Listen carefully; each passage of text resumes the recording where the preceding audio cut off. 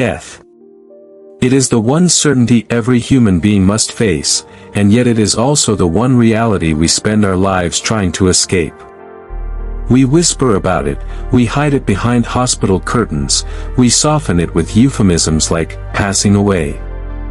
But in quiet moments, when the noise of life fades, the thought creeps in, one day, all of this, everything you know, everything you are, will end. And for many, that thought is unbearable. Why do we fear death so much? Is it the pain of dying? The thought of non-existence? The possibility of eternal punishment? Or perhaps it is something even deeper, the sheer mystery of it all. For the ancient philosopher Epicurus, this fear was the greatest obstacle to living a free and joyful life. He believed that as long as death haunted our minds, we could never truly experience peace. And so he offered a radical solution, a philosophy of life designed to dissolve the fear of death once and for all. Imagine if you could wake up each morning unburdened by the shadow of mortality. Imagine if the thought of your own death no longer sent shivers down your spine, but instead gave you a deeper appreciation for every moment of your life. Epicurus insisted this was not only possible, but essential. So long as we exist, death is not with us, he wrote. But when death comes, then we do not exist. To him, this was not just clever wordplay, it was the key to liberation. But before we understand how Epicurus sought to free us from death's grip, we need to face honestly why the fear of death is so powerful. At its root, the fear of death is the fear of losing control. We spend our lives building, protecting, and extending our sense of self, our name, our achievements, our memories, our connections. Death threatens to sweep all of this away in a single breath. It is the reminder that no matter how much we achieve, no matter how carefully we plan, there is one appointment none of us can cancel. For many, this awareness doesn't stay at the surface. It seeps into the bones, shaping choices without us even realizing it. We chase wealth to leave a legacy, we cling to youth through beauty rituals, we even seek immortality in digital spaces, hoping our online presence will outlive us. Beneath all these pursuits is the same whisper, I don't want to be forgotten. I don't want to vanish. The fear of death is not only about the end itself, it's about insignificance, about being erased from the story of existence.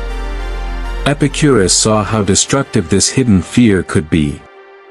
He believed it poisoned our lives in subtle ways, robbing us of the joy available in the present.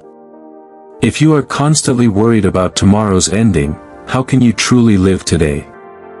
If every laugh is shadowed by the thought that one day laughter will cease, how can you surrender fully to joy?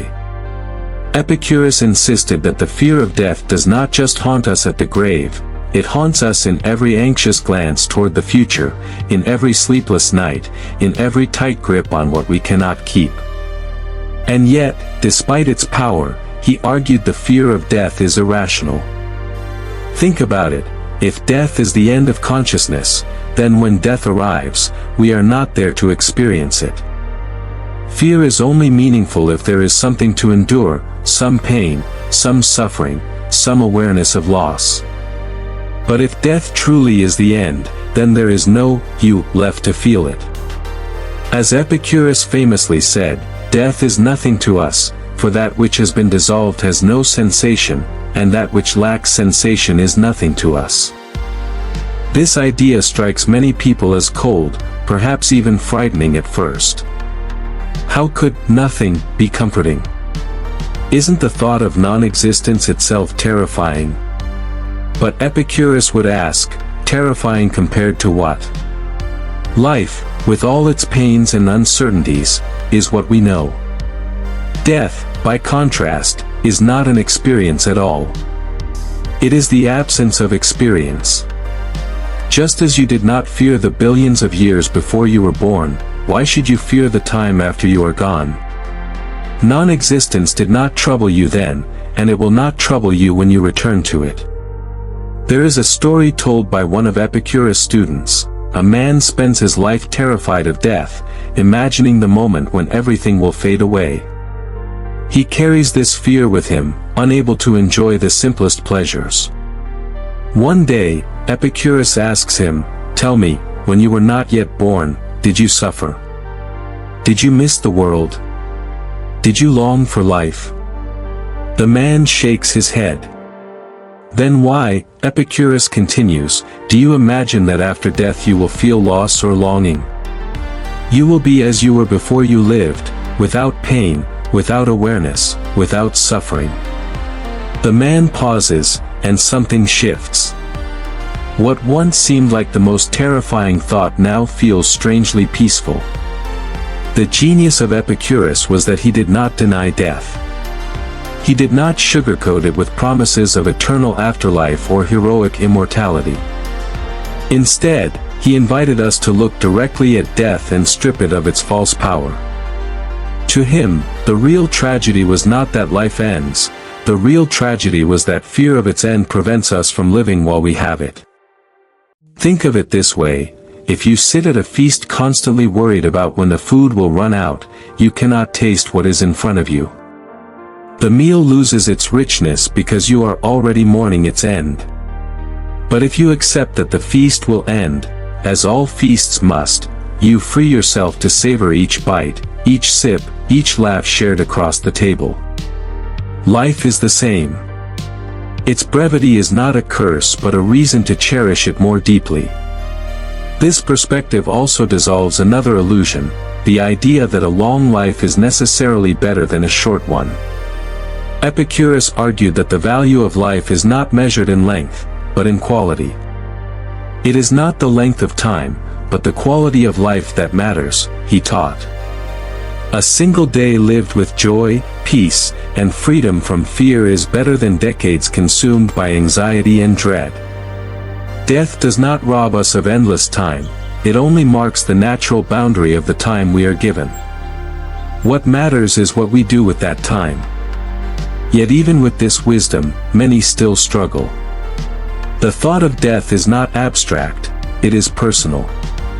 It is the thought of leaving behind loved ones, of not seeing the future unfold, of the stories unfinished. Epicurus would not dismiss this pain, but he would remind us that our love for life and others is precisely why we must not let death's shadow darken the light we still have. To spend our living days in fear of not living is the greatest contradiction. What Epicurus offers is not escape from mortality, but reconciliation with it. To see death not as an enemy stalking us, but as the natural completion of life's cycle. Just as night follows day, just as autumn follows summer, so too does death follow life. It is not a punishment. It is not an injustice. It is simply the order of things. And if we can accept this, the fear loosens its grip. When you begin to see death in this way, something remarkable happens. The small annoyances that once consumed you lose their weight. The urgency to compete, to accumulate, to prove yourself begins to fade. You find yourself more present, more grateful, more alive. Paradoxically, it is by accepting death that you truly begin to live. This is the heart of Epicurus' teaching: death is nothing to us, and by realizing this, we reclaim our lives. Fear dissolves, joy deepens, peace expands. We stop postponing happiness for a future that may never come, and instead taste the sweetness of each moment as it arrives. And so the question is not whether death is to be feared, Epicurus insists it is not. The question is whether we will allow the fear of it to steal the one thing we do have, the present moment. When Epicurus looked at human life, he saw that fear of death was not just a private anxiety, it was the hidden architect of society itself. Nations went to war, rulers grasped for absolute power, and religions spun elaborate visions of heaven and hell, all in response to humanity's desperate attempt to escape or explain mortality. Fear of death became the silent puppeteer pulling the strings of history. And Epicurus, standing against centuries of tradition, dared to cut those strings. But to understand his boldness, we must first step into the mindset of his time. The ancient Greeks and Romans were surrounded by myths of the underworld. Hades, with its shadowy halls, the rivers Styx and Lethe, and the judgment of souls, loomed over them. For many, the fear was not just of death itself, but of what awaited after death. Was there eternal torment? Punishment from the gods? Would the dead wander as restless shades, cut off from the warmth of the living? These stories were powerful tools of control, shaping behavior through fear of unseen consequences. Epicurus was radical because he dismissed all of this. He claimed that the soul, like the body, was made of atoms. When we die, those atoms disperse, and consciousness ends. There is no eternal punishment, no burning hellfire, no divine tribunal waiting to condemn or reward us. There is simply the cessation of sensation. Why fear eternal torment, he asked, when death itself ends sensation? For his contemporaries, this was liberating and scandalous in equal measure. To strip away divine judgment was to strip away centuries of fear-based authority. Yet Epicurus' teaching was not meant to tear down faith, but to free the human spirit from chains. He wanted us to realize that the gods, if they exist, are indifferent, they neither punish nor reward. The universe unfolds by natural laws, not divine wrath. And so the terror of death, fueled by myths of eternal suffering, is unnecessary. Once you see that death is simply the end of awareness, you can release the imagined torments of the afterlife. You can breathe again. But here is the challenge: even when we rationally accept this, emotionally the fear lingers. We may say, yes, I understand, no sensation after death means nothing to fear. And yet, late at night, when the silence grows heavy, the thought of not existing still unsettles us. Why? Because death touches something deeper than logic. It touches the instinct of survival. Every cell in our body fights to live. Our mind, built by evolution, is programmed to avoid danger, to cling to life. This is why the fear of death feels so primal, so visceral, even when philosophy tells us it is irrational. Epicurus understood this tension. He knew that simply declaring, "death is nothing to us," was not enough. He had to offer a way of life that trained the mind, over time, to live in harmony with this truth. Philosophy, for him, was not abstract theory, it was medicine for the soul. Just as a doctor prescribes remedies for the body, philosophy prescribes practices to heal the spirit. And the disease he saw most clearly was the fear of death. So what was his prescription? It began with cultivating pleasure, not in the sense of indulgence or luxury, but in the sense of tranquility. Epicurus distinguished between fleeting pleasures, like rich food or sensual indulgence, and lasting pleasures, like friendship, knowledge, and freedom from anxiety. The greatest pleasure, he believed, was ataraxia, peace of mind, a calm soul unshaken by fear. And to achieve this, one had to make peace with death. This is why his community, the garden, was not a palace of excess but a simple place where friends lived modestly, ate simply, and devoted themselves to philosophy. They sought freedom from fear through wisdom and companionship. To Epicurus, the good life was not measured by wealth or status, but by the absence of unnecessary pain and fear. By learning to desire little, by surrounding yourself with true friends, and by remembering that death is nothing, you could taste the sweetness of existence without bitterness. Think about how different this is from our modern world. Today, billions are spent on industries built upon the fear of death. Anti-aging products, miracle diets, extreme medical procedures, all promising to delay the inevitable. Entire technologies are devoted to extending life, even dreams of uploading consciousness into machines to escape mortality. We see funerals sanitized, death hidden away in hospitals, as if by ignoring it, we can make it vanish. But beneath the surface, the fear festers, shaping choices, distorting values. Epicurus would tell us, this is the great irony. By fearing death so much, we lose life itself. Imagine for a moment if you could erase that fear. Not in a reckless way that ignores danger, but in a deep, philosophical acceptance. How would your life change? Would you still chase status symbols to prove your worth? Would you still hoard wealth as if it could buy eternity? Would you still waste days in anxiety over what cannot be controlled? Or would you finally taste the present, savoring the simple joys without distraction? Epicurus wanted us to realize that fear of death steals the very life it pretends to protect. But here lies another subtle trap.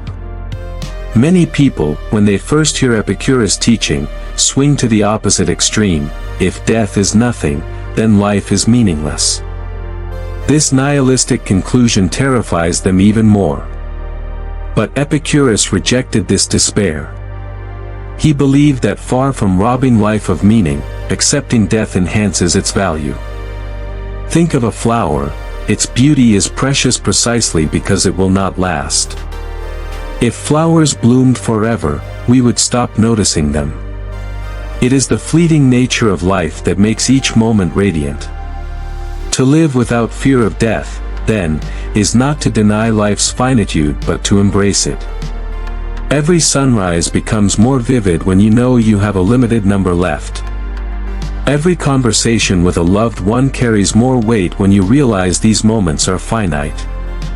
Instead of diminishing meaning, death intensifies it. The finite gives life its urgency, its beauty, its depth. Epicurus often reminded his students to reflect daily on mortality, not as a morbid obsession but as a gentle teacher. By remembering death, we learn to prioritize what matters. We learn to let go of trivial quarrels, of empty pursuits, of shallow distractions. We discover that time is too precious to waste on resentment or vanity. The fear of death, when transformed through philosophy, becomes gratitude for life. This transformation is not easy. It requires practice. It requires surrounding yourself with voices that remind you of these truths, just as Epicurus' students gathered in his garden. Today, it might mean reading philosophy, engaging in meditation, or seeking communities that value wisdom over distraction. But the goal is the same, to train the mind to live in harmony with reality, not in fear of it. Think of your own life right now. How often does fear of the end shape your decisions? Perhaps you overwork, hoping your achievements will outlive you. Perhaps you cling to relationships that no longer nourish you, afraid of being alone. Perhaps you avoid risks, telling yourself you must preserve life at all costs, even if it means not truly living. Epicurus would challenge you gently but firmly. Are these choices rooted in love of life, or in fear of losing it? He would remind you that the only time you truly have is now. The past is gone. The future is uncertain. Death will come, whether feared or not. The present is the only gift that is real. And so, to waste it in fear is the greatest tragedy. It is easy to say, live in the moment, but harder to embody it. Yet Epicurus gave us the foundation, by realizing that death is nothing, by releasing the imagined horrors of the afterlife, by embracing the natural cycle of existence, we free ourselves to be fully alive. And in this freedom, we discover joy not as an accident, but as the natural state of a soul at peace. Perhaps this is why Epicurus himself, even as he faced his own death, remained calm. According to his followers, he died after a painful illness, yet his final letter spoke of gratitude, of joy in remembering conversations with friends, of peace in the face of the inevitable. He had lived his philosophy, and it carried him through the threshold without fear. His life was proof that this freedom is not only possible, but real. So when we ask, why do we fear death? Epicurus turns the question back on us. Do we fear death itself, or do we fear that we have not truly lived? The first fear is irrational, for death is nothing. The second fear is within our power to change, for life is here, waiting for us to embrace it. If Epicurus was right that death itself is nothing to fear, then the real work is not simply in understanding this truth but in weaving it into the fabric of our daily lives. Knowing a philosophy in theory is one thing, living it, breathing it, letting it transform you, is another. And Epicurus knew this. He knew that humans are not merely rational creatures who accept arguments once and are changed forever. We are creatures of habit, of imagination, of emotion. And so, if philosophy was to free us from fear, it had to be lived out like a practice, a way of life, not a single revelation. The heart of Epicurus' method was simple: replace fear with clarity, and replace endless desire with contentment. For him, these two were inseparable. Fear of death often grows from a sense of incompleteness. We feel there are things left undone, pleasures not yet tasted, goals not yet achieved. And so we cling desperately to life, not out of love for the present moment, but out of longing for a future that might complete us. Death terrifies us because it appears to rob us of the chance to finally be fulfilled. Epicurus challenged this directly. He taught that fulfillment is not in some future achievement but in learning to desire wisely. If you wish to make a man wealthy, he said, do not give him more money, but take away his desires. This is not about denying joy, but about discovering that true joy is already available in the simplest things: a meal shared with friends, the quiet of a garden, the peace of a mind untroubled by fears. If you can train yourself to find contentment here and now, then death loses its sting. What can death take away from the one who already has enough? But here lies a paradox worth exploring. Some argue, if death is the end, doesn't that make life absurd? Doesn't it mean that everything we do, our work, our art, our dreams, will eventually vanish? Why strive for anything at all if time will erase it? This is the nihilist's challenge, and it is a powerful one. But Epicurus offers a subtle reply: meaning is not found in permanence, but in presence. The sunset does not last, yet it is beautiful. A song ends, yet it is moving. A conversation finishes, yet it can touch the soul forever. Life, too, need not be eternal to be meaningful. Think about this: we rarely demand permanence from other pleasures. No one says a meal is worthless because hunger will return. No one claims music is meaningless because the song eventually fades. Yet when it comes to life itself, we suddenly demand an impossible eternity. Epicurus saw this contradiction and cut through it. Life is valuable not because it lasts forever, but because we can experience it deeply while it lasts. The finite is not the enemy of meaning, it is its condition.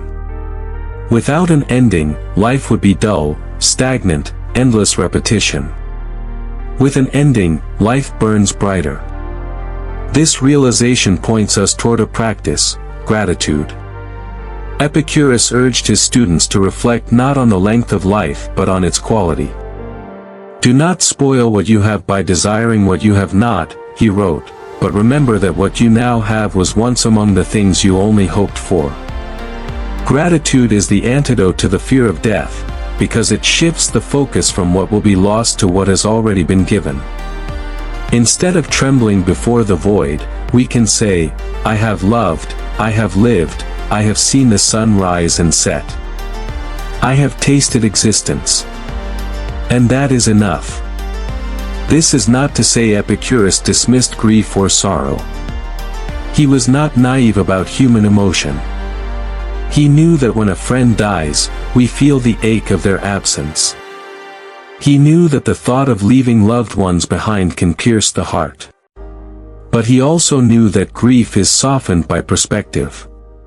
To mourn what is gone is natural, but to live in constant dread of what has not yet happened is unnecessary suffering. Better, he argued, to honor life by remembering joy than to dishonor it by fearing its inevitable close. In modern times, psychologists echo this wisdom. Studies show that people who practice daily gratitude experience lower anxiety, deeper resilience, and greater life satisfaction. It is not that gratitude erases fear, but that it reframes it. Fear says, "You will lose everything." Gratitude says, "Look at everything you have already been given." And in that reframing, the shadow of death loses some of its power. Epicurus also emphasized friendship as a shield against fear. Alone, death feels overwhelming. Together, its power diminishes. He famously wrote that, of all the things that wisdom provides to help one live one's entire life in happiness, the greatest by far is friendship. Why? Because in the company of friends, we share our burdens, we laugh in the face of despair, we remind one another that life is worth living now. Death may be certain, but so too is the joy of connection. Friendship grounds us in the present, pulling us back from abstract dread into concrete love. Consider how different our world would be if we embraced this perspective. Instead of endless competition for wealth, status, or power, all fragile defenses against mortality, we might invest more deeply in relationships. Instead of hiding from death in denial, we might face it together, with honesty and courage. Communities built not on fear but on friendship could change not only individual lives but societies themselves. Epicurus' garden was his attempt to model such a community, a small, radical experiment in living without fear. And though his garden is long gone, the vision it carried is as urgent as ever. But let us return to the personal. Imagine sitting in a quiet room, reflecting on your own mortality. The thought arises, one day, I will not be here. If you meet this thought with fear, it can spiral into panic. But if you meet it with Epicurus' teaching, the perspective shifts.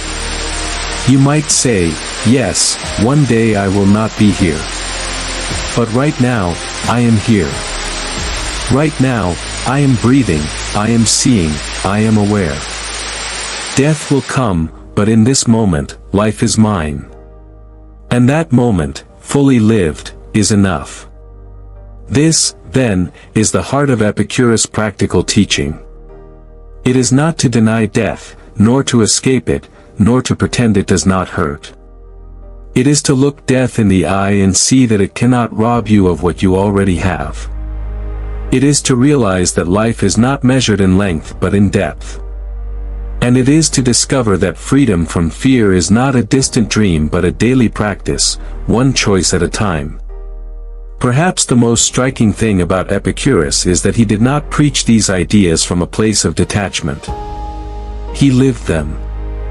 When he himself lay dying, in great physical pain, he wrote to his friends that he still found joy in recalling their conversations, their shared moments, their laughter. Even in his final hours, he remained unshaken, rooted in the philosophy he had lived.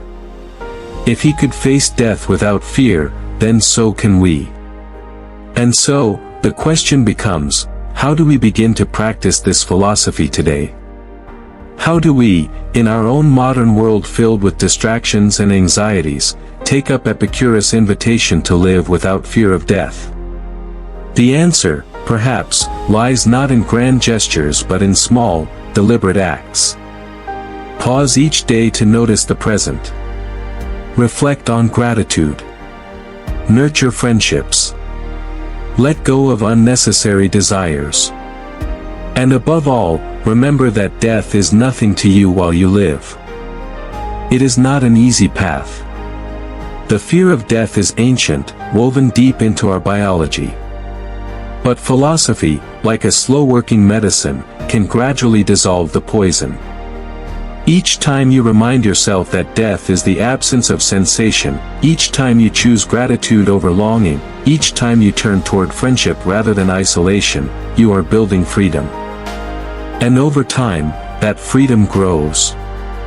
In the end, Epicurus' message is simple but profound. Do not let the fear of tomorrow rob you of the joy of today. Life is here. Death is nothing. What remains is the choice of how you will live. To speak of death is, ultimately, to speak of life. The shadow we call fear does not arise because we know nothing of dying, but because we are unsure of how to live. Epicurus understood this. He knew that death was not the true enemy. The true enemy was ignorance, ignorance of what death really is, and ignorance of what it means to live well. And so, his philosophy was not a meditation on endings, but a radical invitation to begin again, to reimagine life in the light of mortality. If you think about it, death itself is not something we ever actually experience. As Epicurus reminded his students, when we are alive, death is absent. When death is present, we are absent. The two never coexist.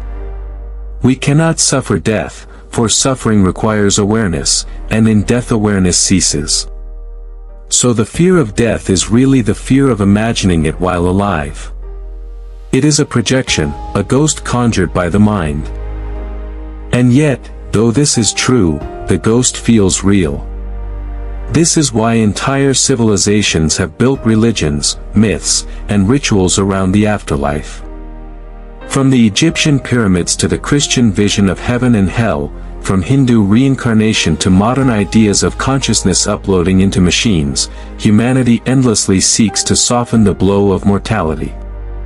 Some cling to the hope of eternal reward, others to the dream of another life, still others to technological escape. Epicurus, in his quiet garden, stripped all of this away. He said, "Let us not fear what we cannot feel. Let us not invent stories to soothe terror. Let us live in truth." But living in truth is not easy.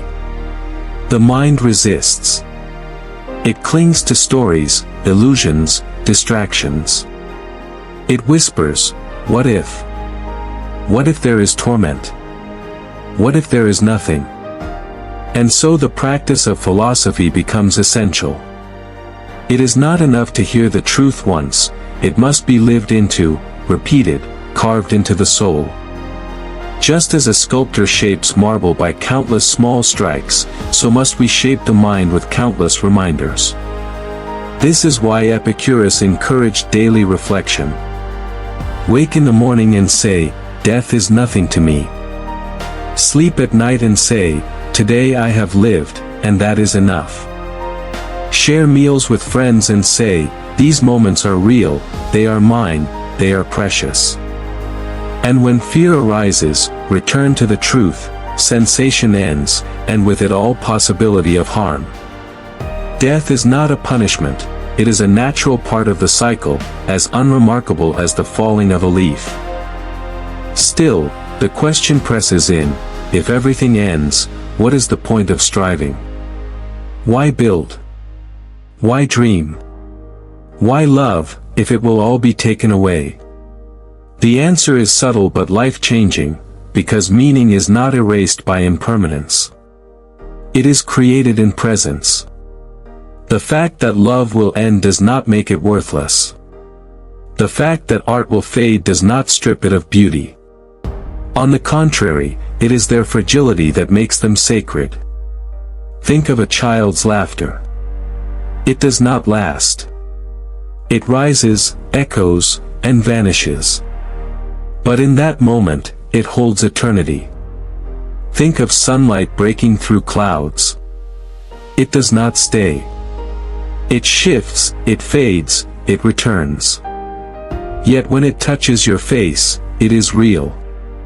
Life is like this, not permanent, not infinite, but full of infinite moments.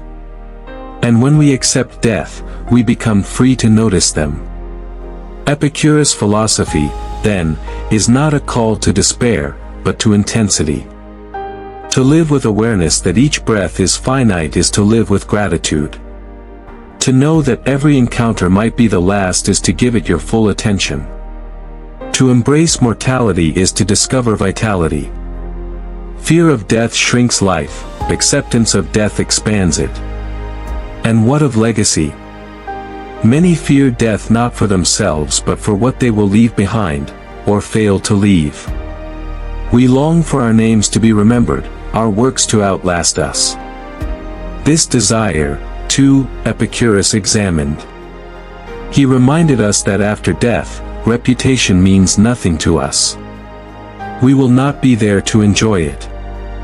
Legacy is not for the dead, it is for the living. And while it can inspire, it should not be the source of our worth. The truest legacy is not monuments or fame, but the lives we touch in the present. A kind word, a shared joy, a moment of compassion, these ripple outward in ways we may never see. The modern world is obsessed with legacy. We are told to make our mark, to leave something behind. But perhaps the wiser path is to ask, how am I living now? Am I present with those I love? Am I awake to the world around me? Am I grateful for the gift of being here at all? Death strips away illusions, and in its shadow, only what is real remains. Epicurus did not ask us to ignore death. He asked us to look at it, clearly and without trembling. And in doing so, to reclaim life. For as long as we run from death, we are never truly alive. But when we face it, when we say, death is nothing to me, we discover a freedom deeper than any illusion of immortality. And so, the invitation is this: live as if every day is complete. Not because tomorrow is promised, but because today is sufficient. Eat simply. Love deeply. Laugh often. Reflect honestly. Cultivate friendships. Seek peace, not endless desire. And when the thought of death comes, as it surely will, greet it not as an enemy but as a reminder, you are alive now. Live.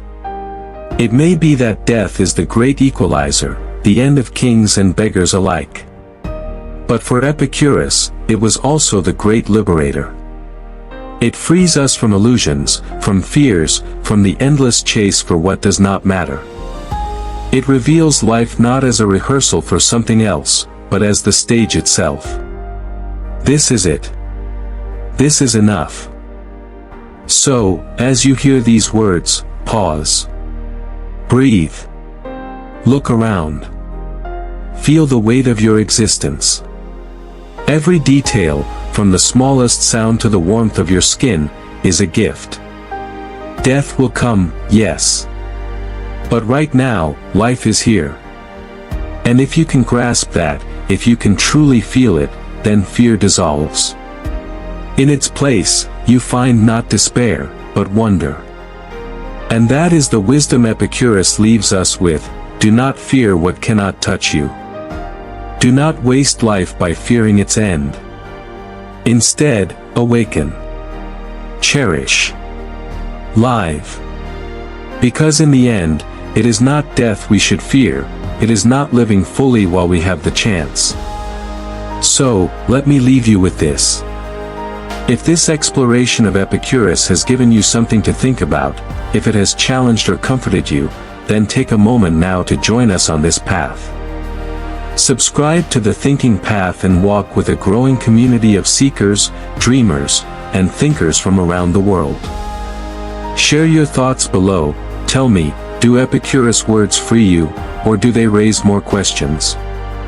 I'd love to hear your perspective, and I'll pin the most thoughtful reflections. And when this video ends, don't stop here. Continue the journey. There's another video waiting for you on screen right now, ready to deepen your exploration. Click it, and let's keep walking together. Because the path of wisdom is long, but none of us have to walk it alone.